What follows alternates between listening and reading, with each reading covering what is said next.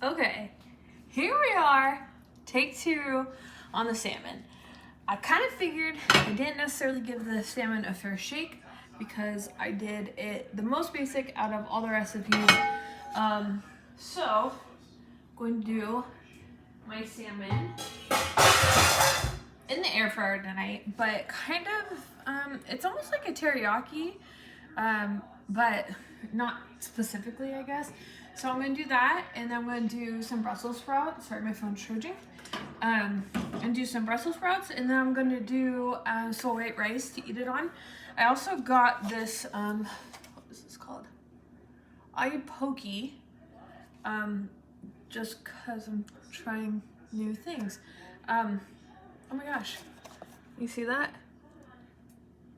180, $1.80, 180 pennies to get this. That's so funny. I went to order this when I was getting my salmon fillet. I asked the guy, I go, can I have some of the Ipoke, but like this much? And he goes, I go, yeah, just like a half a handful. He goes, that's all you want? I'm like, yeah, I'm just trying it. And it kind of reminded me of the scene in House Bunny when the girl was out to dinner and she's like, can I get the mahi, but instead of 2 mahis, can I have just 1 because I'm not that hungry? So it definitely felt like that type of moment. Here's my Ipoke. Smells good.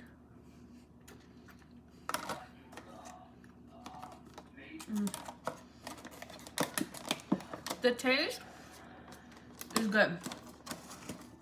It's a texture thing for me. Ooh. I don't think I could do that texture.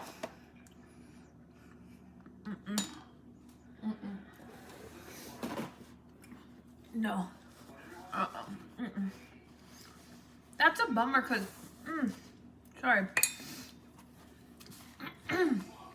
The flavor is actually good. Is that how all Ipoke tastes? I was hoping it'd be a little harder.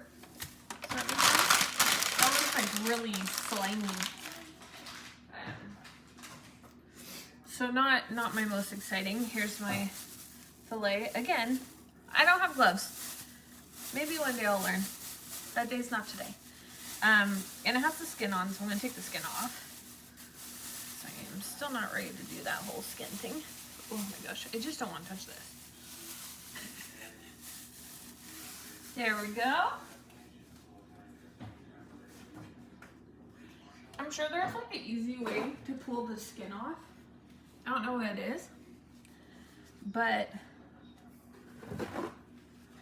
maybe someone could teach me someday how to do this. I also saw like a long time ago on TikTok a video, let's see if I could get this in here, a video of someone pouring like really hot water over salmon, and like they're super easy to get the skin off after that. So, I mean, this isn't the hardest job, right? Like, it's coming up pretty good. Oh, I say that as I like stir up the salmon. I'm so sorry, little guy or girl, or however you identify. Okay, I did this last time. How do you stop that from happening? I mean, it's good because it's, you know, 7 ounces, so it's going to be plenty of fish for me. But then that guy goes in my garbage, and then it stinks it up. So, speaking of stinking up, I should probably start a candle. Let's get our eucalyptus candle going.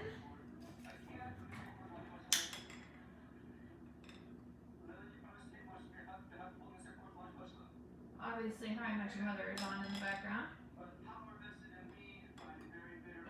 This is, I think, season 2. Lily and Marshall are getting married, so.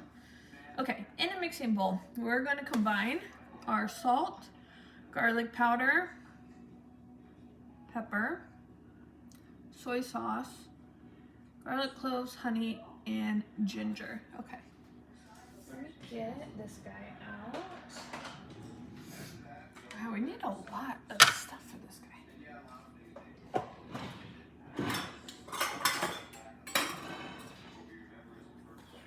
We need a lot of soy sauce. Is there any way I can half this recipe?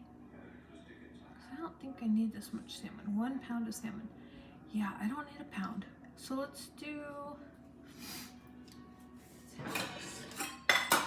half of the guai.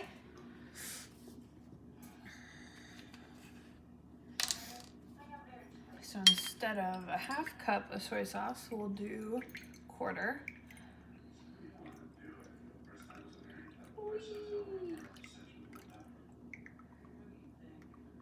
Low sodium soy sauce because I don't like regular soy sauce, never have, probably never will.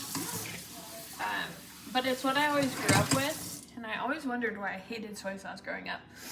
And then when I went to like a Chinese restaurant or something, they almost always had the green one on the table. I'm like, what's the difference? Why did they only have green? And I realized it was because it's low sodium. And then I tried it and I was like, oh, this is so much better. So much better. So yeah, random fun fact for you. Okay, need honey, so I'm gonna do my little honey trick. I don't have Pam, which is what I would normally use, but EVOO should be just fine to just get us a little bit going. Let's see.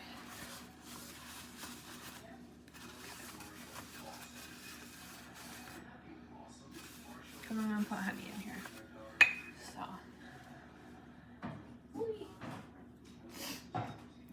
Hana, hana, hana.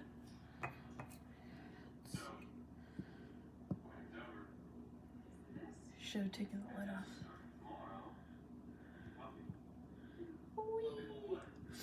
So I have no plan for my Brussels sprouts.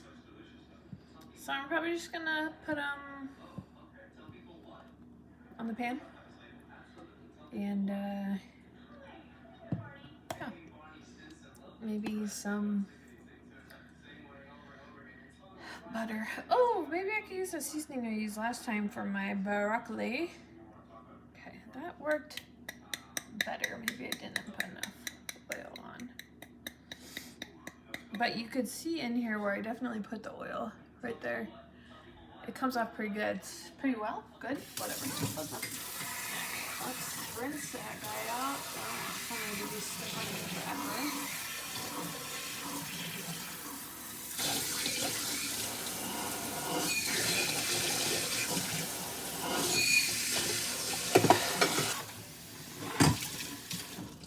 So today I did a type of therapy. It's called constellation therapy. The idea behind it is that you have people in your life and you have a plane, and the people in your life are represented on that plane. But you first typically acknowledge them as like emotions, and then you know, go all into it and figure out who that person is on the plane, and do a lot of mantras like, I am at peace, I understand my past life and any of my reincarnations, so-and-so did the best they could, I exist because A, B, C, and D happened, all this stuff.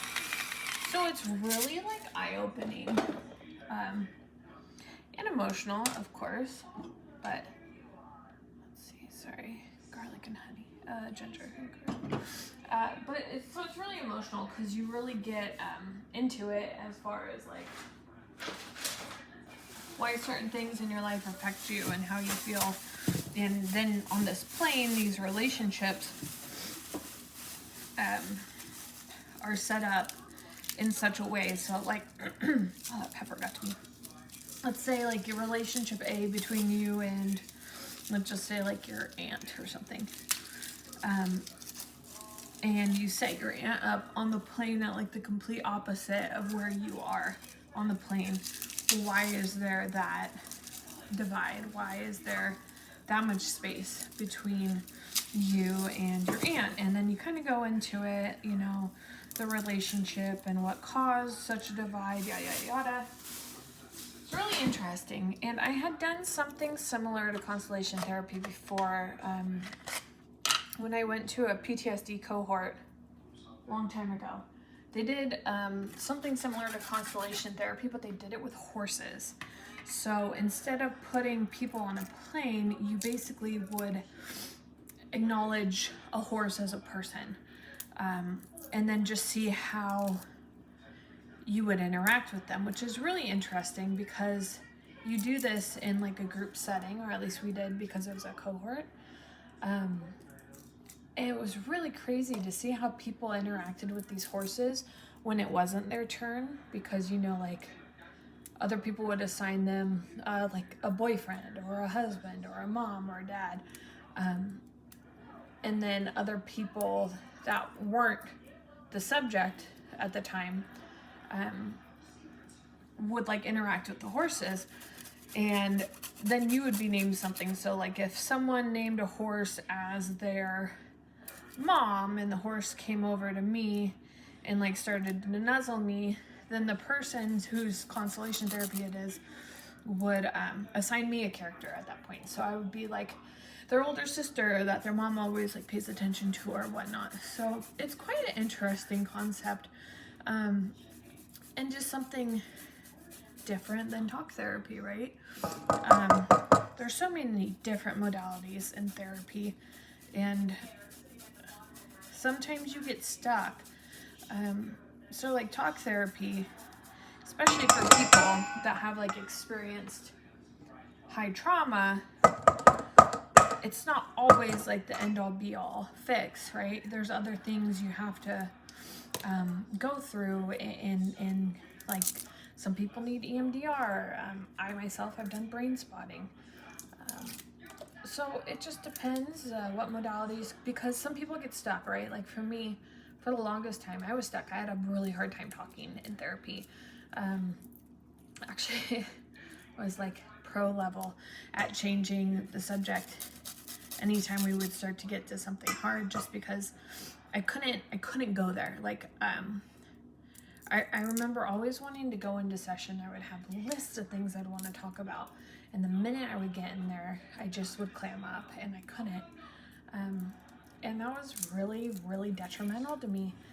And I think a lot of that stems back to me keeping all my trauma to myself for so long. I mean, I didn't tell anyone until I was 19. My trauma started when I was 6. So, it's just certain things that work for people. And sometimes you just have aha moments that, don't go in there, guy. You just have some aha moments that occur. Like for me, I had an epiphany on a golf course, like so random, but it was a golf course with foxes, and it was just crazy how all of a sudden, this aha moment came to light, and I was like, oh my gosh.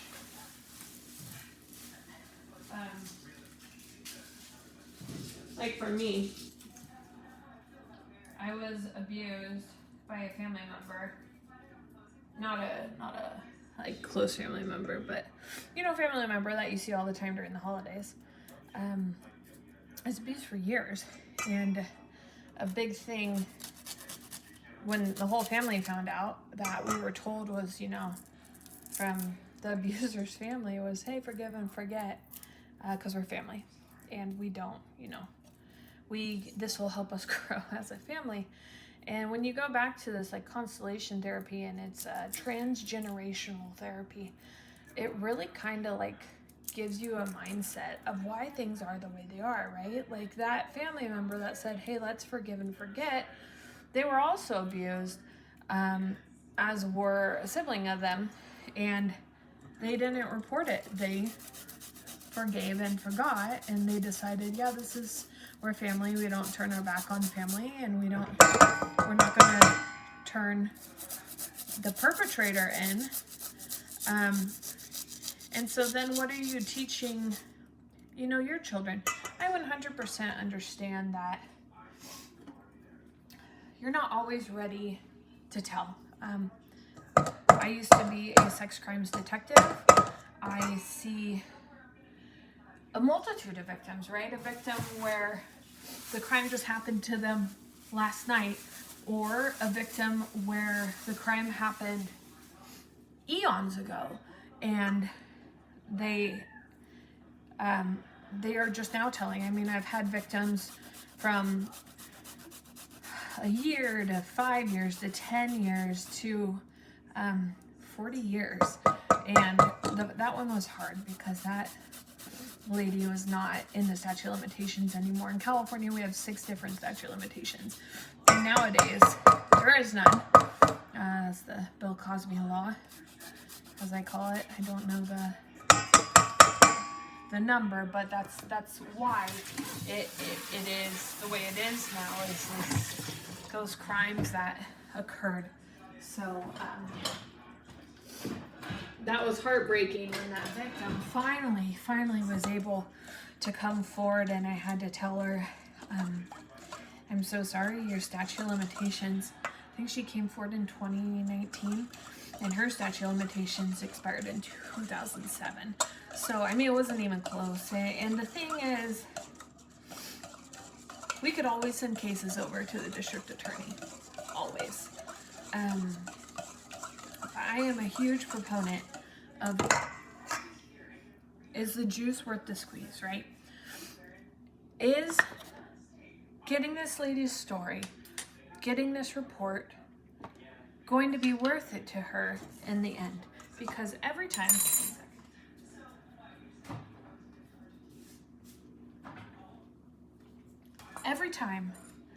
you interview a victim, every time they have to testify or talk about the trauma, or sometimes, even just be around it, be in homes where it occurred, be with family members, anything like that, you're re-traumatizing that victim. And for this victim, since the statute of limitations was up, was this something that I wanted to do? And I asked her that. I said, hey, I am here if you want someone to listen to your story. I am here. I can take a report so you can get aid from the state of California due to Marcy's law. But I know firsthand that interviewing victims about their trauma is extremely traumatizing. And while you might not be traumatized in the moment because our brains are so powerful, right? Disassociation, it just occurs. But the after effects, right? Afterwards, you're going to remember so much stuff. And things are just going to pop up. Your brain is just going to go into overdrive. And it's just one of those things, like, do you want to put yourself through this traumatization? Just like with, I've had a few victims where the suspect has died. Like, we had already made an arrest on the suspect. They went to jail. They died. They're old. They died of old age, whatever it may be. And I asked them, I go, here's the thing. I will give you a case number. I will give someone a case number no matter what, right? Because if you can get aid from the state of California, because you're going to need, I mean, not everyone, I'm sure, but I mean, I needed therapy. I still go to therapy, and I think there's such a terrible stigma around mental health, and it's getting better, thankfully. But it's still not perfect, right? So I will always give a victim a report number so they can go and get victim benefits through the state of California due to Marcy's law, right? And Cal CVB, I think is what it is. That's newer. It came out right as I was leaving, as I was about to retire. So I'll always give victims case numbers and resources, but I'm not going to try to traumatize a victim if I don't have to. So if the suspect's dead, I'm not going to put you through an entire interview. Why? Why would I do that? If you don't want to do an entire interview, I'm not going to make you. I would never make you anyways, because you've already, had someone control you. Why would you want to do it anymore? But, I mean, if I'm not going to be able to get a conviction because the person is dead, I don't, there's not much of a necessity at that point to traumatize your victim and make them walk through it. Because here's the thing, like I said, our brains are powerful. Once you go and do that interview, you already remember some things, right? but we use techniques, and I did a lot of cognitive interviewing for my victims, where you walk through the event from different perspectives, right? And it re-triggers a lot of stuff. It brings up stuff that you didn't even remember in the moment. So why do that if you don't have to? Just my 2 cents. All right, this is gonna marinate for 10 minutes, and then I'm gonna start my Brussels sprouts, but I am going to pop off, and then in 10 minutes I'll come back on the Brussels sprouts and the air fryer. It's gonna start. Okay, bye. Okay, it's been 10 minutes. Let's put our little salmon fillets, whatever you want to call these. Oh man. So we're air frying them, so I'm going to use the basket because I think that's the idea behind this. Let's see. Ooh, no, I'm gonna make a mess. Okay. I think I might put the other thing underneath it because I don't want this to drip all over. Like it's already dripping. Ah! Okay. Oh, it's a baby piece. Okay. Put another piece under.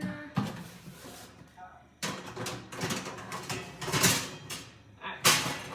We're gonna air fry for 11 minutes at 380. There that goes.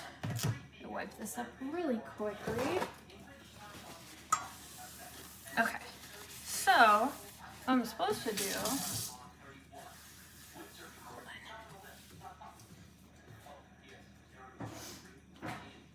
so I'm actually gonna make a roux now, and then I'm supposed to like kind of almost, I need to drop my Brussels sprouts.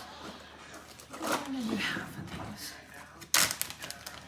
Not feeling real sprouty today.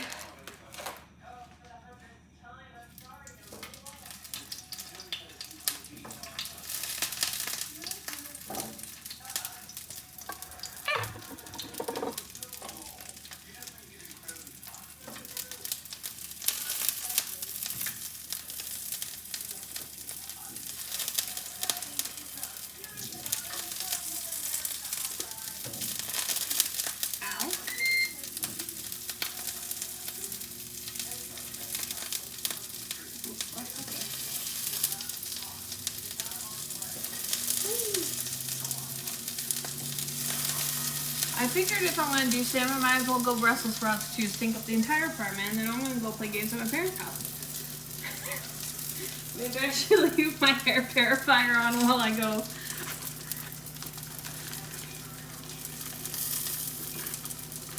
Let me put these away.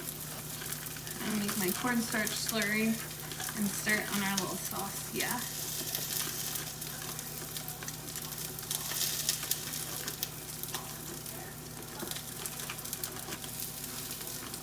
Something smells good. I'm not sure what it is. I can't imagine it's the Brussels sprouts.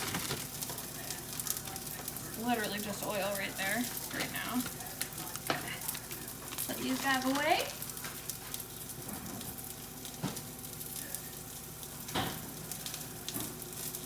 And now, let's do a little slurry. Warm water here, perfect.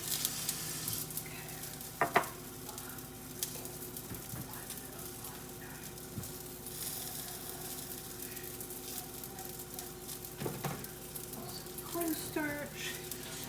Gluten-free, by the way. You know why I know that? Oh, well, it says it on the thing. Okay, well, before that, I actually didn't know it was gluten-free until I made cinnamon rolls. Gluten-free cinnamon rolls. And it says, when you make them, use cornstarch to roll your cinnamon rolls out. And I will say, ooh, there, trouble. I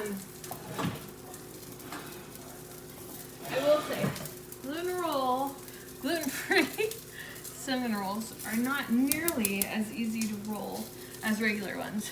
But someone very, very special to me is gluten-free. And I have talked and talked and talked about my cinnamon rolls I used to make for work.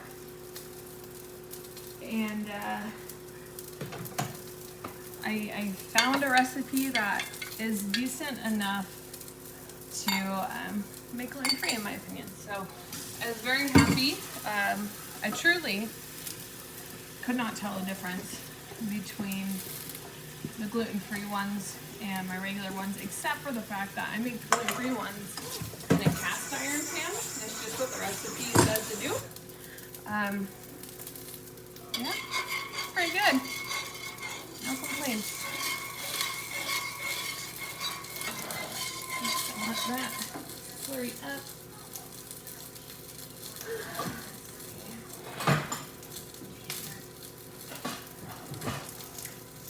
How are we looking, little guys? Oh yeah. Oh yeah. Get that brown little char on there. Beauteous. Flip ready. Thank you.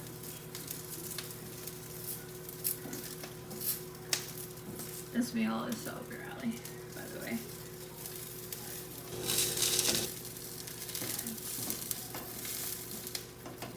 Let those go for a little bit. I'm going to do a little bit of butter, which I know is not up your alley. And then I'm going to put my seasoning on.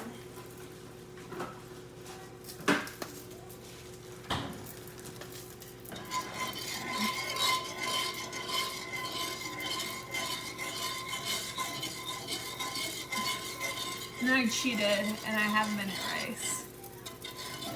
I need to find the right way to make rice. I've tried a multitude of times. And you know, it's either too long or too short. I have changed my times dramatically. I just cannot get it right, which is rather frustrating, but you know.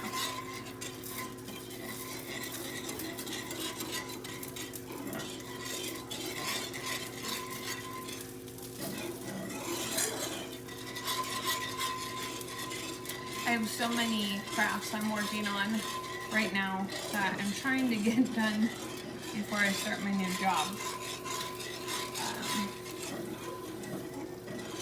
But the nice thing with my new job is I'll be working 4/10. So I'll still have 3 days off, which is awesome. I did not expect that at all.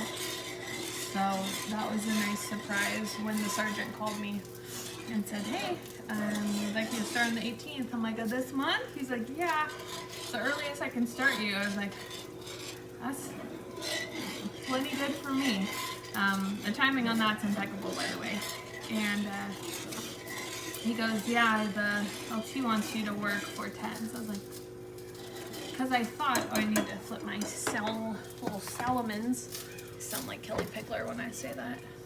Woo! As I like almost dropped my iPad. Come on, guy. Turn with me.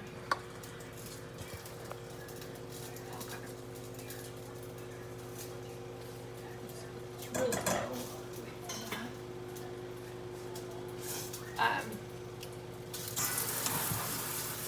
No, I put those in there. That was silly.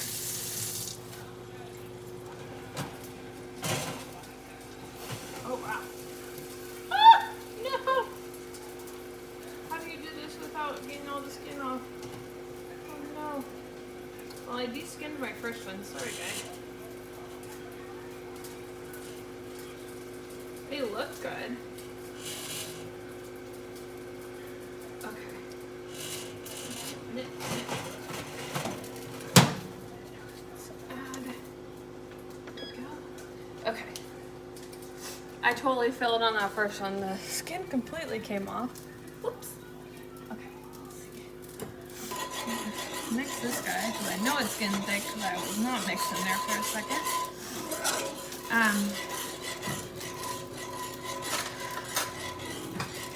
Yeah, the job listing had originally said that it was a Monday through Friday gig, or that unit works Monday through Friday, I guess is the best way to put it. So I was not super expecting. I was thinking 4/8, honestly. So when they told me 410s. It's like, yes, because that's what I came from. That's what I'm used to, 410s. And, you know, it's a less of a drive, which is nice. One less day of driving than I anticipated. Oh, we are thickening up nice here, my guy. Might even be good on this.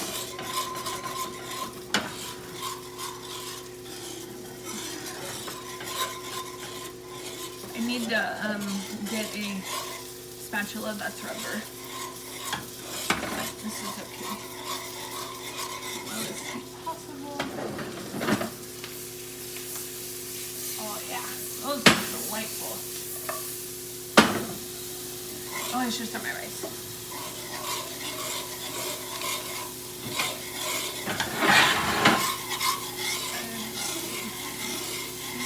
Back, dotted line, heat on high for 90 seconds. That's it. Oh, okay.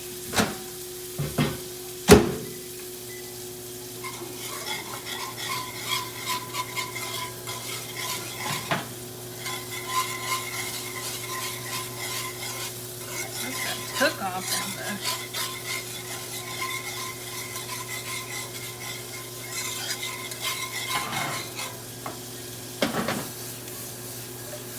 butters and browning. Oh, these are going to be so delightful. I'm excited.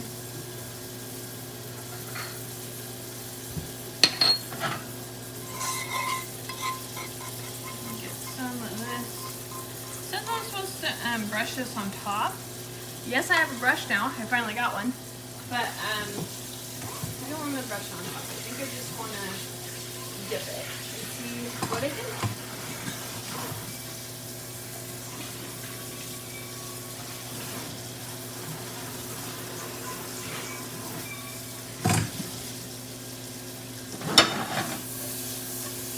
These are good. Oh, those look so delightful. I'm not putting salt because the last time I used the seasoning, I thought it was too salty. So we'll try it without and see how it goes.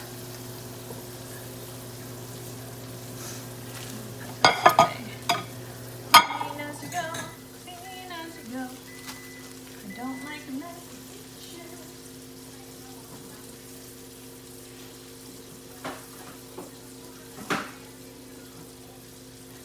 Okay.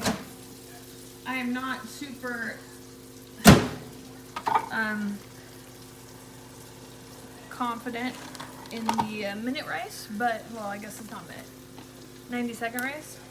Woo! Get a little steam bath on my face. But it's the rest of the meal is good. So okay, I'll do some rice there. You know what? We're gonna have our food touch today. Yeah, I know. I don't ever do that. We're gonna do it today. Ah. Oh, they look so good. Brussels sprouts are like a new thing for me. But oh, they're so good. Where have I been my whole life without Brussels sprouts?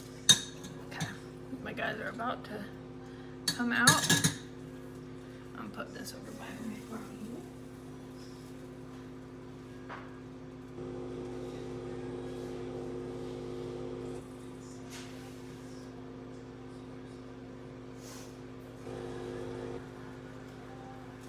Okay, here's part of our plate. Mostly veggies. Perfect. Alright, let's pull out our salmon. Alright, babies. Wow. So, look pretty good. I am not going to lie. Again, never know when fish is done. So I am trusting in the recipe. So tell me.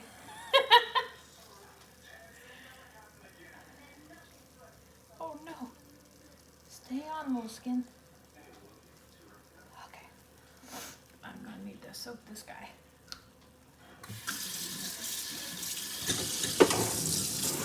Quick.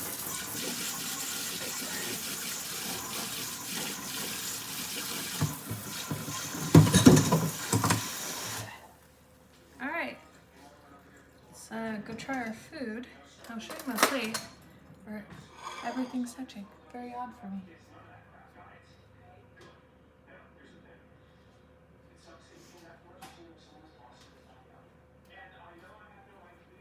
All right, let's go try it. Woo! This is salmon take 2. Maybe that's why I should label the video. Salmon take 2. All right, so here's my plate. Like, everything's touching. So that's very odd for me. Ah, sorry, I stopped recording on that one. Whoops. So everything is touching on my plate. That's very abnormal. But we'll see how it all goes.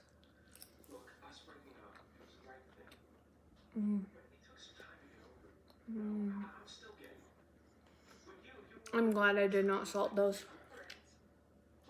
It would have been way too much.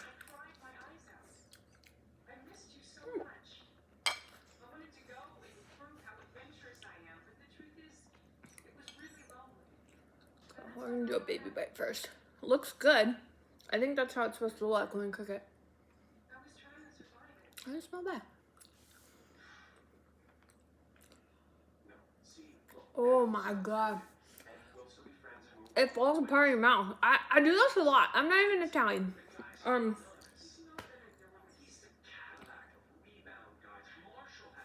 Okay. Oh my gosh. That was so good. Let's do another one.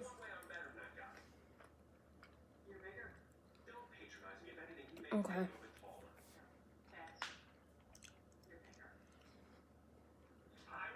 This is so freaking good. Let me do a little bit bigger piece. Stop being a chicken. Or not. It broke in half. Like, it's literally, it falls apart in your mouth.